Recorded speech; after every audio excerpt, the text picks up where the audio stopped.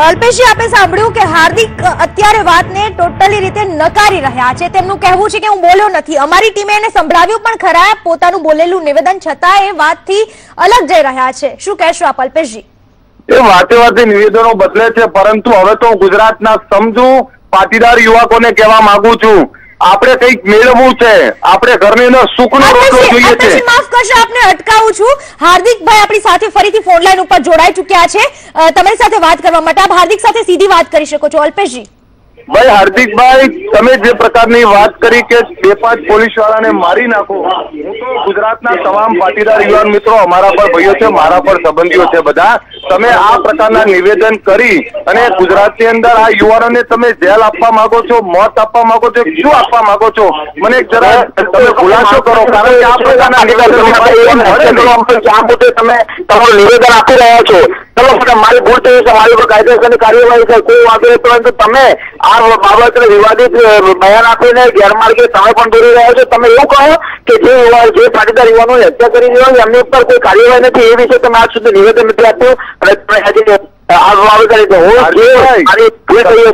ભૂલ્યો છો તો એ કાયદેસરની કાર્યવાહી થવી જોઈએ અને જે કાર્યવાહી થશે એમાં મને સહમત છે।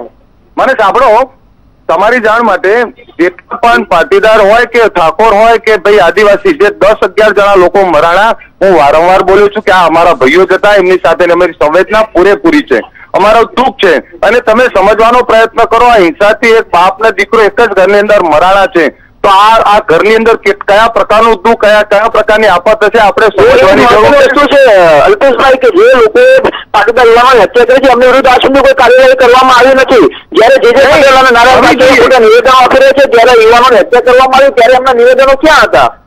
પણ તમને એ કહી દઉં કે આપણે આવું ના કહેવાય, આપણે લીડર છીએ, અને આપણે એવું ના કહેવાય કે 2-5 પોલીસને મારી નાખો, આનાથી આ યુવાન આજે સમજી ગયો, પણ યુવાનના મનની અંદર તમે હિંસા નાખી અને ગુજરાતનો પાટીદાર તો ભાઈ સહિષ્ણુ પાટીદાર છે, સમજુ પાટીદાર નથી માનતા મોટા ભાઈ, અમે તો કોઈ અત્યાચાર સુધી નથી કર્યું। આવું ના કહેવાય તમારે, કારણ કે તમે એ ગુજરાતની અંદર આટલા મોટા સમાજનું નેતૃત્વ કરી રહ્યા છો। આ યુવાનોને વિકાસની દિશા આપો, આ યુવાનોને સરકારી નોકરીઓ હોય કે એમના ઘરની અંદર સુખનો રોટલો આવે અને સારું કમાય અને સારા ધંધા રોજગાર કરે, આવી દિશા આપો। આ પ્રકારની દિશાથી મને કોઈ બંદૂક, તલવાર અને ધોકાથી શું મળે? જેલ જ મળે, ક્યાંક આપણાને વાગે, ક્યાંક બીજાને વાગે, ક્યાંક જેલ મળે, આવી દિશા ના આપો।